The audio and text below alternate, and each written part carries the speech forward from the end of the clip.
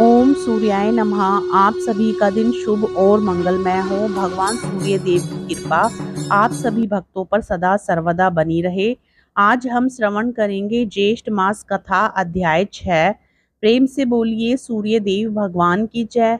मित्रों, आपसे अनुरोध है कि यदि आपने अभी तक हमारे चैनल को सब्सक्राइब नहीं किया है तो आप हमारे चैनल को जरूर सब्सक्राइब कर लें, ताकि इस प्रकार की कथाओं का श्रवण आप रोजाना कर सकें और पुण्य फल प्राप्त कर सकें।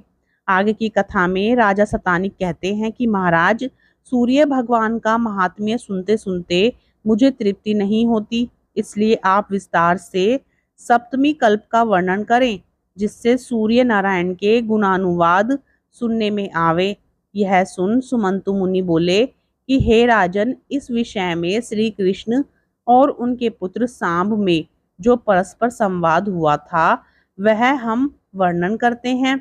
एक समय सांब ने अपने पिता श्री कृष्ण भगवान से पूछा कि महाराज, संसार में जन्म लेकर मनुष्य सुखी कैसे रह सकता है, अपने मनोवांछित फल किस कर्म से पाता है और अंत में बहुत काल स्वर्ग के सुख भोग मुक्ति का भागी किस विधि से होता है, यह आप वर्णन करें। इस संसार में अनेक प्रकार की व्याधियां देख मेरा चित्त अति उदास हो रहा है। क्षण मात्र जीने की भी इच्छा नहीं होती। इसलिए आप ऐसा उपाय उपदेश करें कि जितने दिन संसार में रहें उतने दिन आदि व्याधि से पीड़ित ना हो और फिर इस संसार में जन्म ही ना हो। पुत्र की यह प्रार्थना सुन श्री कृष्ण भगवान बोले कि हे पुत्र, देवता की आराधना से यह बात प्राप्त हो सकती है। देवता अनुमान और आगम से सिद्ध हैं।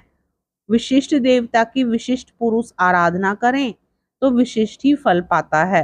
यह सुनकर सांब ने कहा कि महाराज, कि पहले देवताओं के होने में ही संदेह है। कई पुरुष कहते हैं कि वे हैं ही नहीं, फिर विशिष्ट देवता क्यों कर जाने।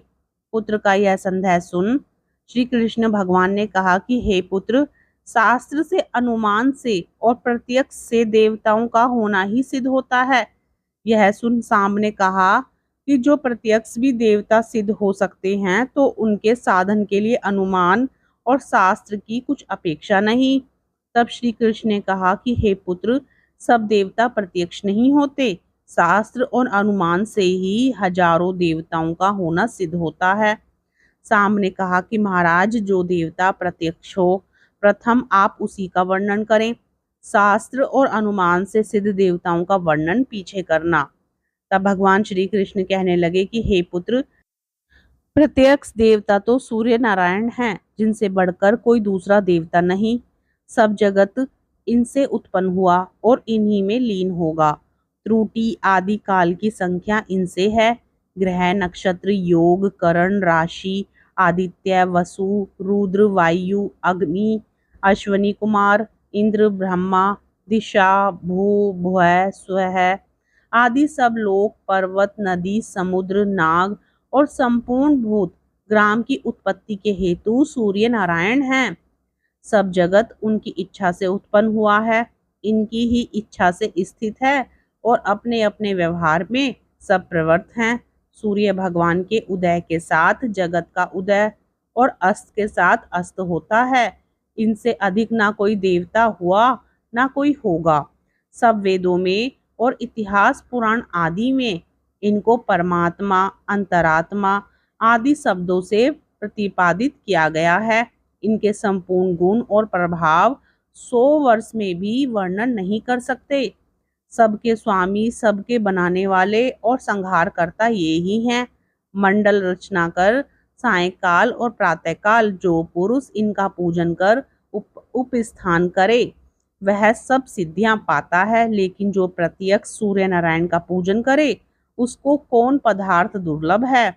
जो इनका मंत्र जप करे, हवन करे, पूजन करे, वह सब कामनाएं पाता है और अंत में इस लोक में निवास करता है। हे पुत्र, जो तुम संसार में सुख चाहते हो और भक्ति मुक्ति की इच्छा रखते हो तो विधि पूर्वक सूर्य नारायण की आराधना करो। आध्यात्मिक, अधिभौतिक और अधिदैविक दुख तुमको कभी प्राप्त नहीं होंगे। तब जो सूर्य भगवान की शरण में प्राप्त हैं उनको किसी प्रकार का भय नहीं होता। हमने सूर्य भगवान की बहुत काल आराधना की, तब यह दिव्य ज्ञान प्राप्त हो पाया है। इससे बढ़कर मनुष्यों के लिए कोई हित उपाय नहीं है। हे सांब, हमने यह बहुत संक्षेप में कहा है। श्री कृष्ण भगवान कहते हैं कि सांब, अब हम सूर्य भगवान के पूजन का विधान कहते हैं, जिसके करने से संपूर्ण पाप और विघ्न निवृत्त हो जाते हैं। प्रातःकाल उठकर शौच आदि से निवृत्त हो नदी आदि के तट पर जाकर आचमन कर शुद्ध मृत्तिका से शरीर को लीप करके सूर्योदय के समय स्नान करें। फिर आचमन कर शुद्ध वस्त्र पहनकर सूर्य भगवान को अर्घ्य देकर सप्ताक्षर मंत्र से पूरक, कुंभक और रोचक नामक प्राणायाम करें। वायवी, आग्नि, माहेवी, वारुणी धारण करके भूत शुद्धि की रीति से शरीर का शोषण, दोहन, स्तंभन और प्लावन करके नवीन शरीर उत्पन्न करे और स्थूल सूक्ष्म शरीर तथा इंद्रियों को अपने अपने स्थान पर स्थापित करें। इन मंत्रों से न्यास कर पूजा की सामग्री को मूल मंत्र से प्रोक्षण करें। फिर सब उपचारों से सूर्य भगवान का पूजन करें। दिन के समय मूर्ति में और रात्रि को अग्नि में सूर्य नारायण का पूजन करें। प्रभात के समय पूर्वाभिमुख, सायंकाल को पश्चिमाभिमुख और रात्रि के समय उत्तराभिमुख होकर पूजन करें। ओम खगोलकाय स्वाहा, इस सप्ताक्षर मूल मंत्र से सूर्य मंडल के बीच षटदल कमल का ध्यान कर उसके मध्य में सूर्य नारायण की मूर्ति को ध्यावें। फिर रक्त, चंदन, करवीर आदि रक्त पुष्प, धूप, दीप, अनेक प्रकार के नैवेद्य, बलि, वस्त्र, आभूषण आदि उपचारों से पूजन करें। अथवा रक्त चंदन से ताम्र पात्र में षटदल कमल लिखकर मध्य में सब उपचारों से सूर्य नारायण का पूजन कर 6 दलों में षडंग पूजन, उत्तर आदि 8 दिशाओं में चंद्र आदि 8 ग्रहों का अर्चन और दिक्पाल तथा उनके अस्त्रों का अपनी अपनी दिशा में पूजन करें। आदि में प्रणव लगाकर चतुर्थी नमोन्त नाम मंत्रों से सबका पूजन करें।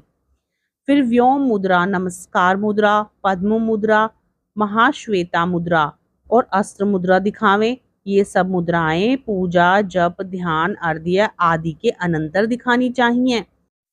इस प्रकार 1 वर्ष पर्यंत भक्ति से सूर्य नारायण की आराधना करें तो भोग और मोक्ष पावें। इस विधि से पूजन करके रोगी रोग से छूट जाते हैं, धनहीन धन, पुत्रहीन पुत्र और राज्यहीन राज्य पाते हैं और चिरकाल जीते हैं। बुद्धि निर्मल हो जाती है। उत्तम कुल में उत्पन्न अति रूपवती कन्या से विवाह हो और इस विधि के करने से कन्या को वर मिलता है और कुरूपा नारी भी सौभाग्य पाती है और विद्या की इच्छा हो तो विद्या मिलती है। यह सूर्य नारायण ने अपने मुख से कहा है कि इस पूजन के करने से धन, धान्य, संतान, पशु आदि की नित्य बढ़ोतरी होती है और अंत में सद्गति मिलती है। इस प्रकार ज्येष्ठ महात्म कथा अध्याय 6 संपूर्ण होता है। प्रेम से बोलिए श्री कृष्ण भगवान की जय, सूर्य नारायण भगवान की जय। अब सुनिए सूर्य देव मंत्र जाप। ओम सूर्याय नमः, ओम सूर्याय नमः,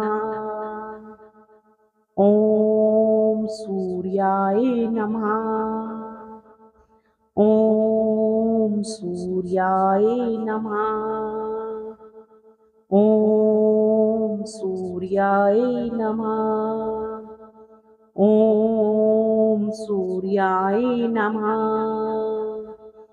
ओम सूर्याय नमः। ज्येष्ठ मास में जो नित्य प्रति सूर्य भगवान के महात्म्य को श्रवण करता है और भगवान सूर्य देव के मंत्रों का उच्चारण करता है, भगवान सूर्य देव की कृपा उस जातक पर सदा सर्वदा बनी रहती है। तो प्यारे भक्तजनों, ये थी आज की कथा। आज की कथा आपको कैसी लगी हमें कमेंट बॉक्स में लिखकर जरूर बताएं और साथ ही वीडियो को लाइक करके चैनल को जरूर सब्सक्राइब कर लें। साथ ही वीडियो को शेयर करने की भी कृपा करें।